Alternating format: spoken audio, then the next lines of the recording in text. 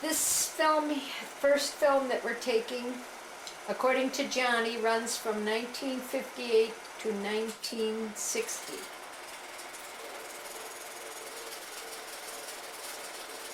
Paul has put this together and I'm supposed to narrate it.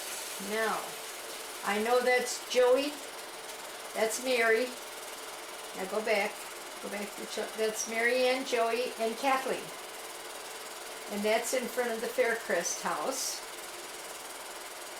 when they were little kids.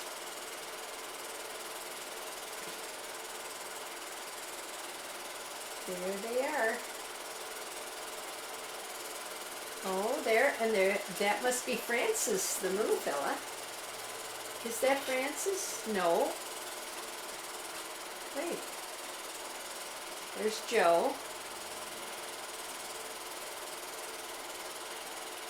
Mary Ann. Joey's their daddy. Mary Ann. Mary had, now, oh, that's me.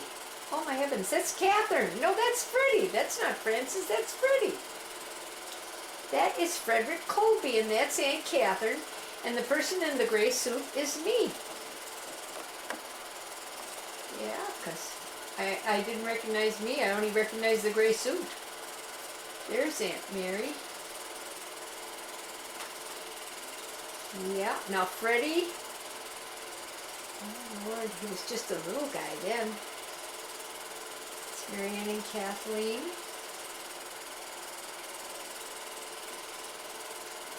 I believe that car was Aunt Catherine's. She had come in to visit from North Dakota.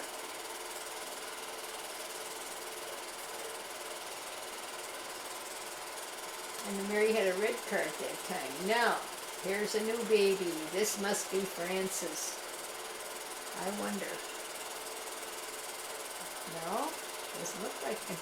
Might be one of mine. I don't know.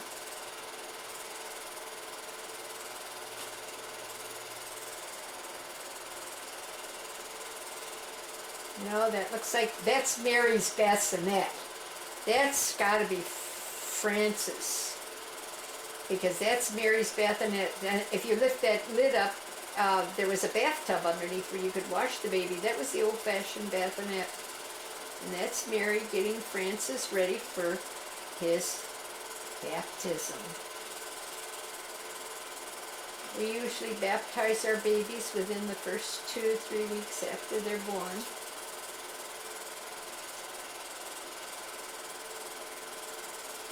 And I don't know about this baptismal gown, but I would venture to say that Grandma Boyle bought that, because she bought my first baptismal gown for my children, and I used it for all my children, and I think she probably bought Mary's too. But I could be wrong about that. But that's got to be Francis.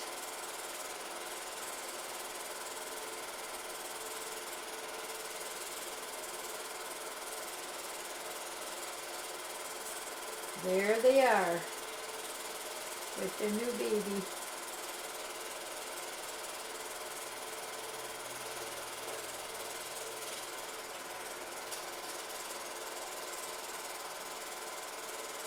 Okay.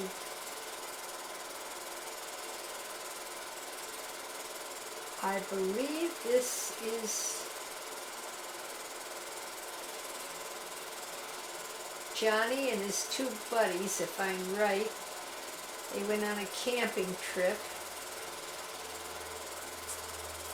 And Johnny probably bought Mama's little 8mm camera that everybody thought was a big joke. Everybody laughed at it, but it's got some memorable pictures for us today.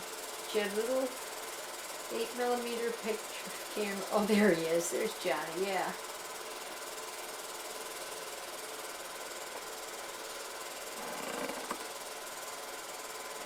He and 2 of his buddies went on a camping trip.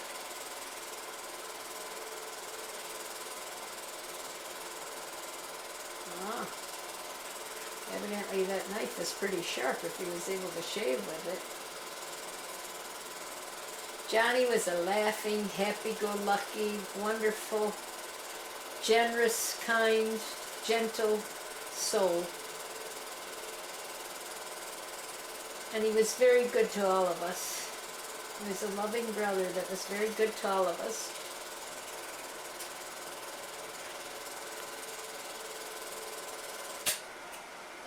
That's okay. You can go in. I don't... wait a minute. Who is that woman there? Is this still the camp? And stop when you go past that. There. Stop there. Okay, go.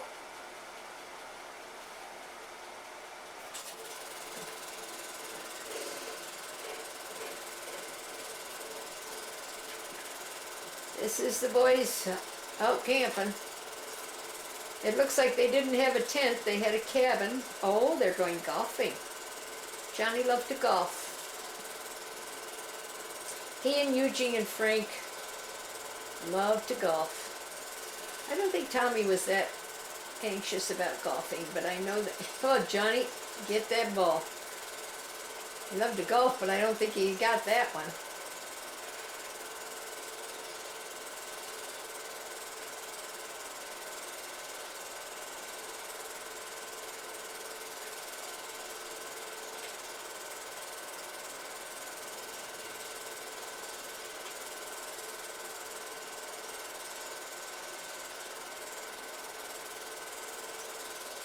I don't know at what time this was in Johnny's life, but he says it's between 58 and 60.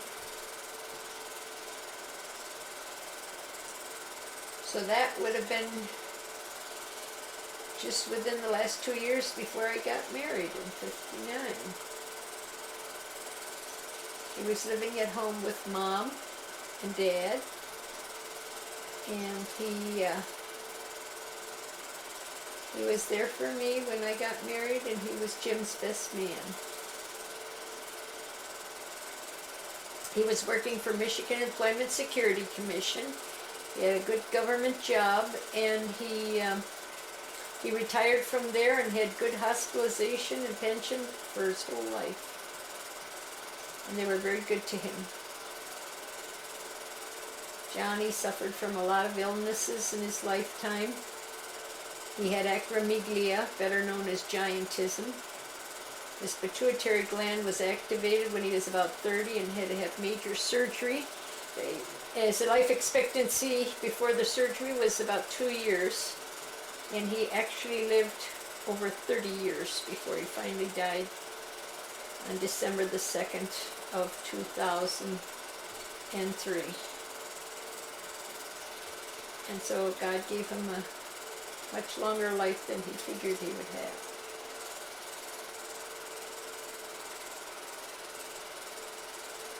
Now, here we are. This looks like Frank's boys. There's young Frank and Phil and Pat and Mike. Yep, Frank, Phil, Pat, and Mike, and there's Aunt Glenna. Oh, they must have been in visiting from Minnesota, because by the time Mike was born, they were living in Minnesota. I think he was born in Tracy, Minnesota.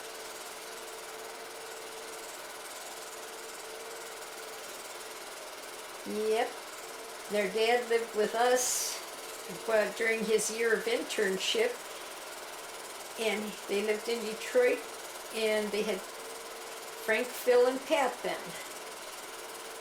By the time they had Mike, they had moved to Minnesota. Yeah. And there was another little baby in between that is in heaven now, little Joseph.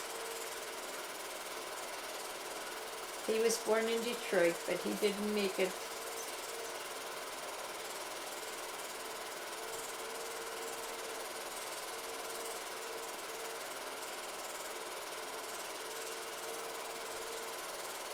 Now this is not Detroit. This looks like it might be Johnny was visiting Tracy, Minnesota. I know the other boy. The other boy is, I believe it's a neighbor of Frank's.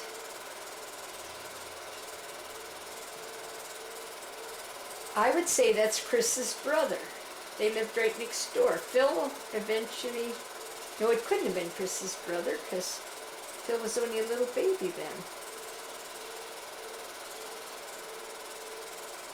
I wish Frank was here because I remember him talking when we saw this film before, and he said they were building something.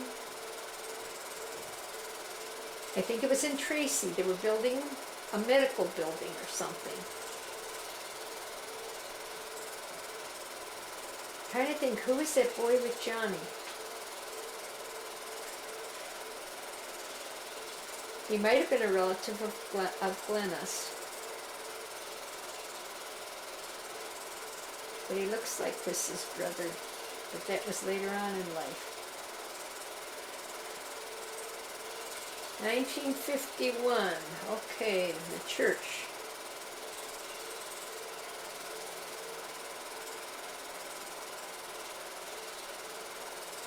Here we go. Oh, here's Eugene and Katie. And Katie's sister. No, her mother.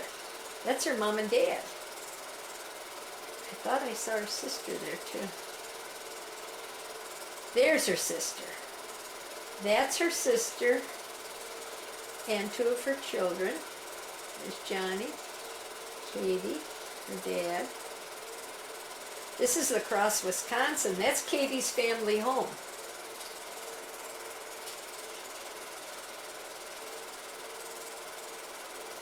Okay, the Irish Parade. Now, is that downtown Detroit?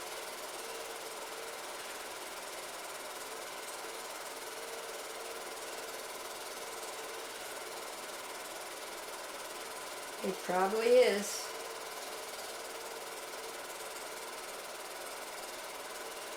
Yeah, that's the Irish Parade, downtown Detroit.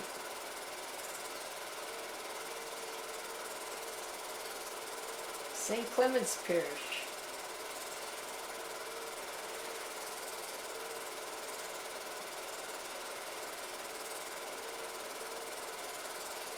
Friendly Sons of St. Patrick. That's the Irish Hall that my dad actually helped to get started, and Jim and I had our wedding reception at the Friendly Sons of St. Patrick.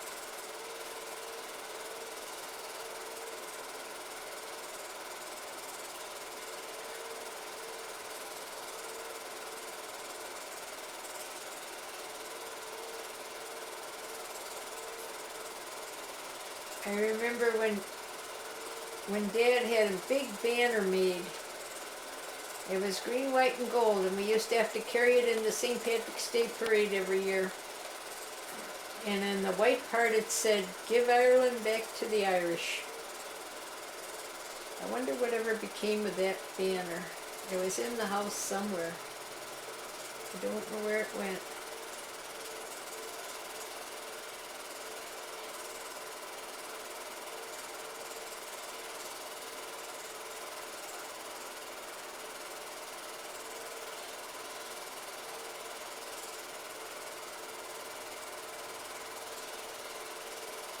Between Mary's family and my family, we carried that banner in the parade every year. Dad was a bit of a rebel. He wanted a united Ireland.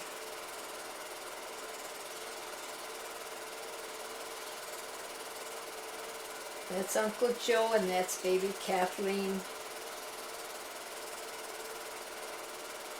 And there's a crucifix in the hallway. I saw the end of it. There's Mary, Katie, Catherine. This is my mother's kitchen. That's my mom. That's little Francis.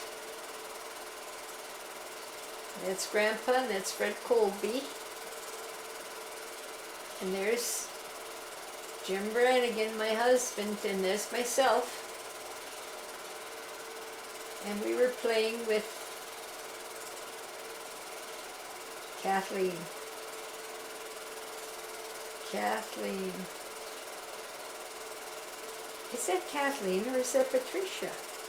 No, that's Patricia. We were playing with little Patricia. Because I remember Frances was about that big when we got married. So that's Patricia. That's not Kathleen. Heaven, she looks just like her Kathleen, but that is Patricia. Now, uh-oh, this is herself and himself. Our wedding day. Assumption Grotto Church. Johnny was our best man and Marianne was our maid of honor. That's my father's sister, Aunt Catherine. And Jenny and Blake and her husband, Michael Naughton. They weren't husband and wife then. They got married 6 months after us. They were our groomsmen and bridesmaid. Katie. That's Fred Colby. Frank. And I believe that's my mother, but who's the lady? It looks like, I couldn't see from the back. That's Marianne. That's Mike and Jenny Naughton. They were married 6 months after us. And Jim stood up for their wedding.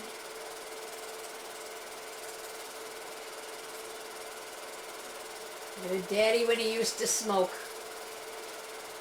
He quit that.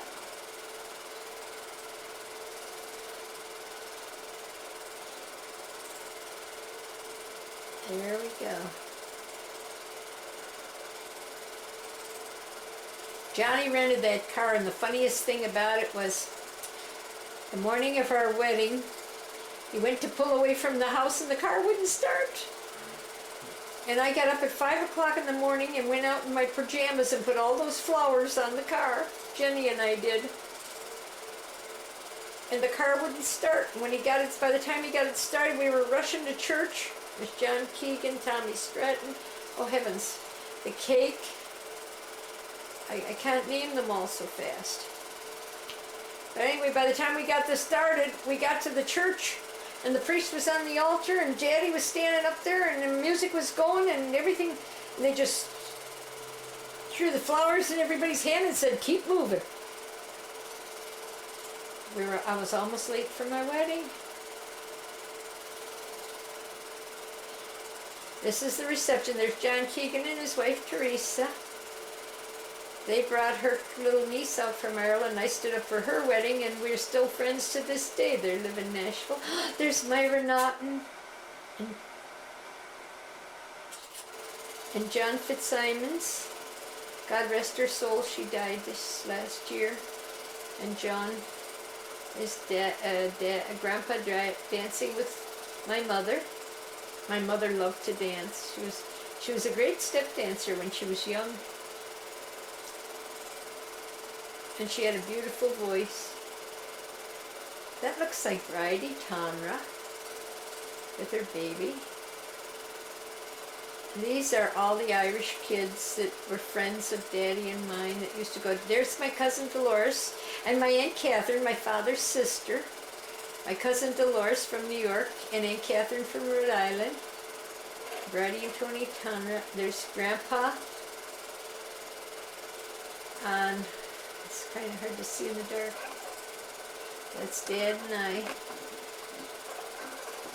That was a wonderful day. Our wedding started at 8 o'clock in the morning and didn't finish till 2 o'clock the next morning. We had celebrated all day long. It was a great wedding. There's Katie and Eugene. They had just gotten married the year before us.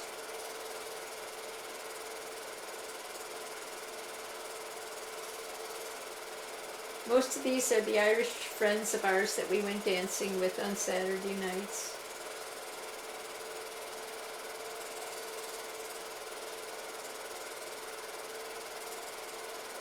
There's Frank, I can tell his glasses. This Dolores. Oh, these are all the girls, I think, lined up for the bouquet.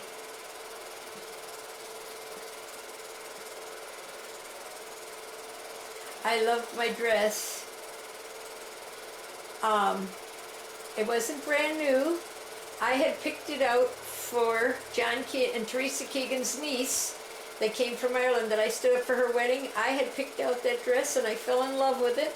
When I went to get married, I couldn't find a dress I liked, and she said, "Why don't you wear mine? You picked it out." And so we both wore the same dress. And It was beautiful.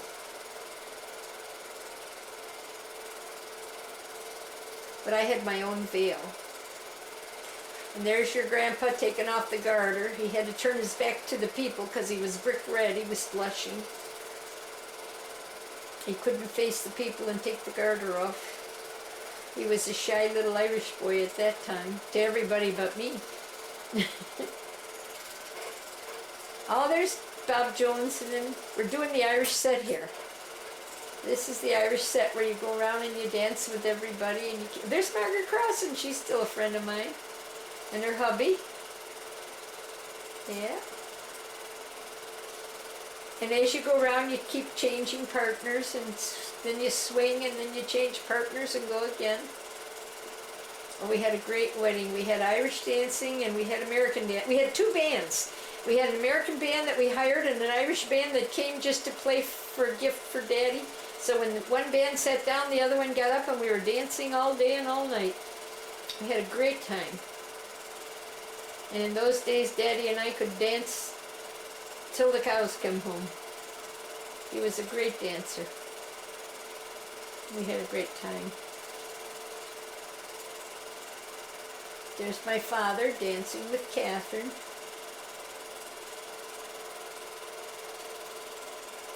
There's Margaret and her husband. By golly, they're still friends of mine. In fact, I'm going to see them down in Florida. That is Patricia. Yes, that is Patricia. She was a baby when I got married. And that's Cecilia. That's Cecilia and Aunt Mary. That's Catherine's little Cecilia and Patricia. Yeah, and there's Kitty, Catherine's little girl Kitty. And that's Sissy and Aunt Mary. That's Daddy and I, and Katie and Eugene. Oh, there's Ed. He's the husband of Peggy. He and his wife brought Jim to America. There they are. They represented Jim's father and mother. And you know, I know their name as well as, and I can't think of it right now. This is awful. That lady there is a first cousin to Grandpa Brannigan, not to my husband's father. Okay, this is everybody, I think, going home from the wedding. There's Freddie. I don't remember seeing Freddie at the wedding. Yeah, there's my cousin from New York. There's Patricia. Kathleen, Frank, Catherine. Catherine was so thin then. Aunt Catherine, yeah, Aunt Catherine was there. That's my father's sister. Katie, Glenna, Fred, Mama.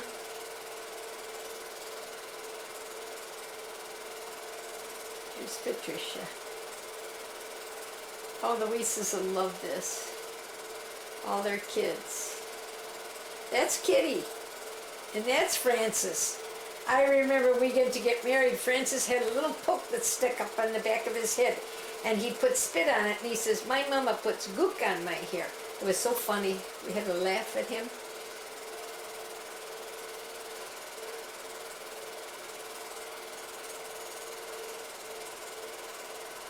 There's Jim and I. Marion, Kathleen, Francis.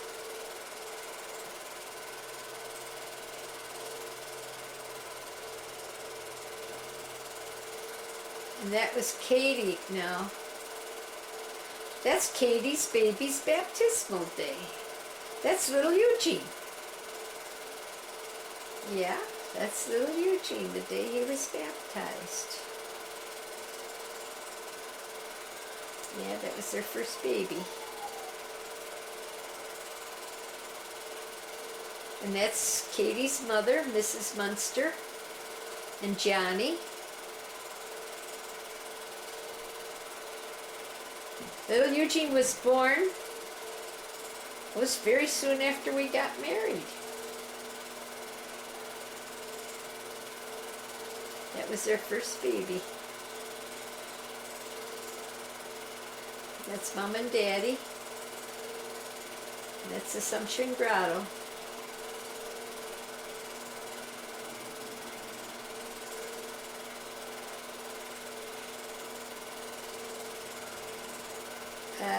That's Mrs. Munster rocking little Eugene. At this time they lived downstairs from us on Gratiot. Eugene was doing his residency, I believe, at Receiving Hospital at the time.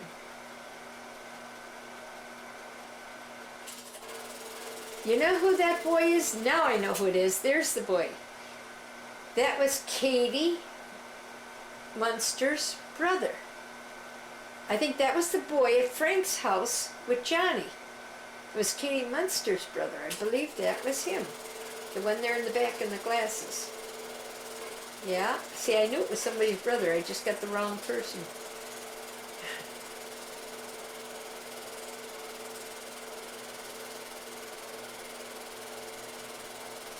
There's Patricia.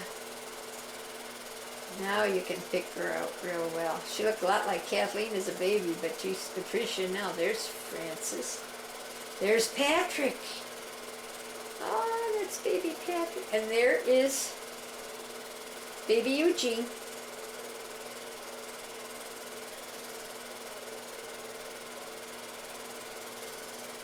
That's Patricia, Joe, Joey, Mary and Patrick, Katie and little Eugene.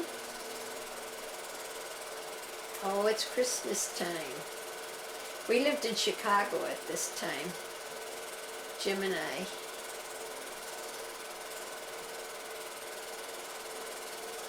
Yeah.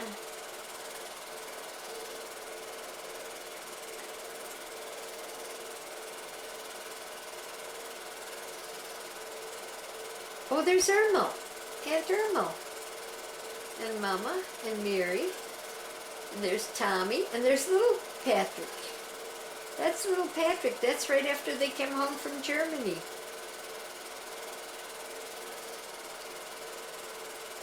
That's Auntie Irma. That's Tommy. Auntie Irma's very pretty.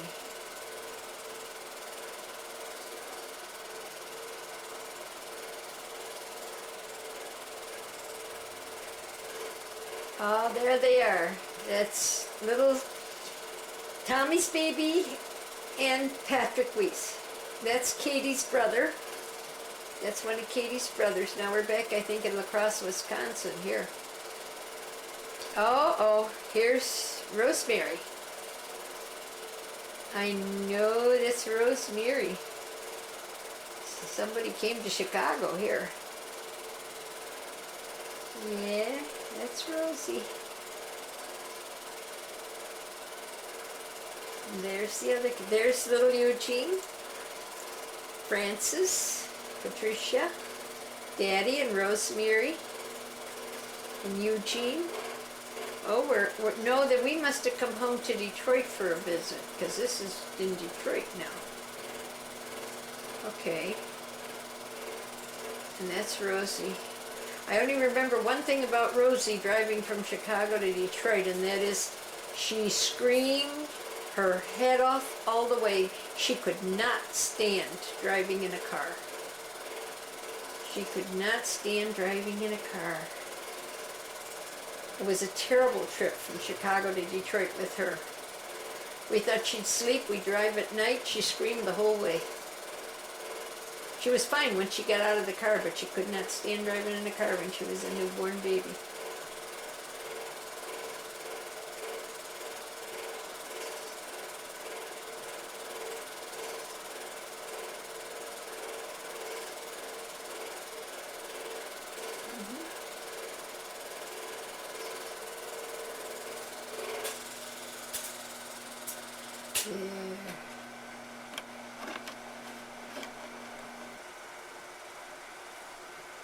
On the last film, I forgot the name of Teresa and Ed Offier. Teresa was the first cousin of Grandpa Brannigan, Minnie and Jim. That's James Anthony Brannigan, my husband's father's first cousin, and she came out to this country on a ticket that was bought for Grandpa Brannigan, and so she wanted to do something for him, so she said, how about if I bring one of your children out? And the child that she brought out was my husband James. And Grandma could have killed him, but my husband James came, and we are all thankful he got here. That's Grandpa Brannigan. That's Grandpa Boyle. That's my father, Grandpa Boyle. Yeah, that's Grandpa Boyle. That's not old Uncle John. That's my dad. Okay, now where is he? He's at someone's house. That's Aunt Cat. Oh, he's back in Rhode Island. Can I talk? Oh, he's back in Rhode Island with Aunt Catherine and Aunt Ellen. There, this was Aunt Catherine's house in Providence, Rhode Island. No, that's Aunt Rose. That's Uncle John. That's Aunt Catherine. So you can keep talking and just tell me. Okay, that's Aunt Catherine, my father's older sister. She was a teacher in Ireland, and she came out to America and became a nurse. And then Aunt Rose, she was from Boston, and Uncle John, he lived with my parents for 30 years in this country. Grandpa brought him back when he went home, and he went home in 1959 and came back with Uncle John in 1960, and Uncle John lived till 1991. He was 95 years old when he died. Aunt Catherine was 90 years old when she died. And Aunt Rose was about 92 or 93 when she died. And she lived in Boston. Aunt Catherine didn't have any, she had one child, but the child died as an infant. So she didn't have any children that she raised. Aunt Rose had 4 children. There was Charlie, and Muriel was the oldest, and then Phyllis, and then Billy, and there was Charlie. And they were all cousins of mine in the East. And then I'm still friends with Billy's wife. She lives in Florida now. She's still a good friend of mine to this day. All of Rose's children are dead now, and Rose is gone. They're all gone now. There's old Uncle John. He never married. Aunt Catherine married Bob Diamond. Rose's name was Rose Joyce, and she married Eddie Joyce. Now they're out at the cemetery. I think they're going to visit the grave of Aunt Catherine's husband, Bob Diamond. Rose's husband is buried in Massachusetts.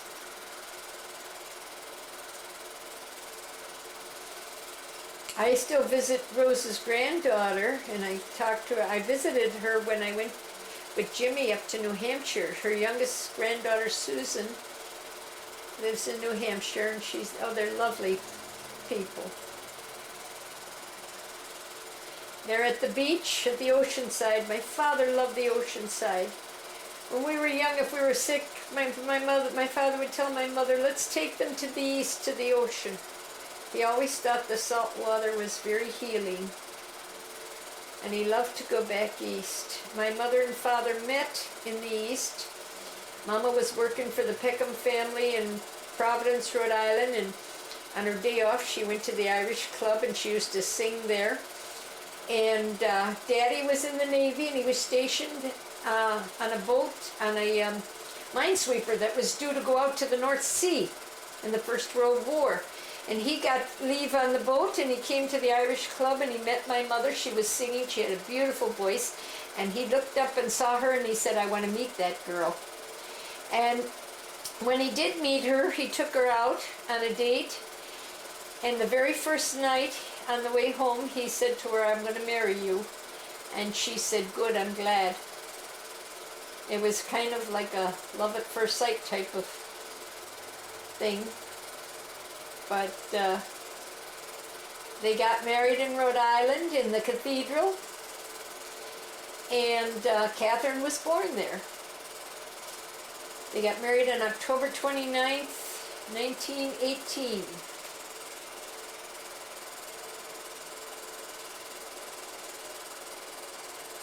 By the way, the war ended before Daddy ever got to go out to sea, so. Okay, this is Assumption Grotto, and there, I believe that's Cardinal Mooney. I believe it is Cardinal Mooney. Now, Cardinal Mooney confirmed me when I was a little girl. I believe that is Cardinal Mooney. Now there's Mary. I don't know what was going on at Grotto this day. There's my mother and Mary. I'll bet you it was a confirmation of one of the Weiss children. I'm not sure. No, that. Now this is not. Yeah, this is Assumption Grotto. Oh, it's graduation. Okay, this film is from 19. There's Mary Ann's graduation from grade school from Assumption Grotto. Okay, she graduated from high school in 62, so this must have been 62, 61, what, 50, 58, 59? 58, yeah, 58. This must have been her graduation in probably June of 1958 from Assumption Grotto. And I'll bet that cardinal coming out of the church was the confirmation. Either that or this was her. No, that's her graduation because she's wearing her ribbons. And you get the ribbons on graduation day. That's when nuns were nuns at Grotto. Ah, here we go. Now here's somebody's graduation from high school.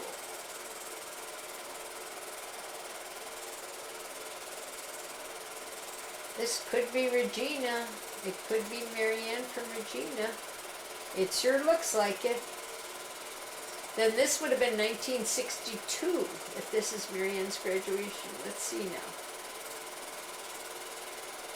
That's her right there. Yes, sirree, that's her right there. I can see her, I can tell her from here. Mary Ann graduated from Regina High School in June of 1962. That I know. Okay, so we got some dates. There's Uncle Joe and Francis. Yeah, that was their first girl graduating from high school. There's Aunt Mary and Joey.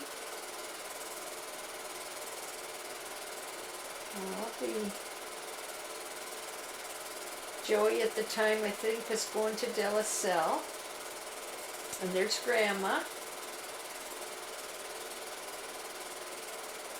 Yeah. I'll bet you Johnny's taking this pictures. It had to be Johnny. Yeah, there's Mary Ann. Johnny was always there for Mary Ann. When she went away to nurses training, I remember he bought her luggage and everything. He was so good to everybody. There's Uncle Joe. Yeah, she entered St. Lawrence Nursing School in the fall and did 3 years and was a graduate nurse.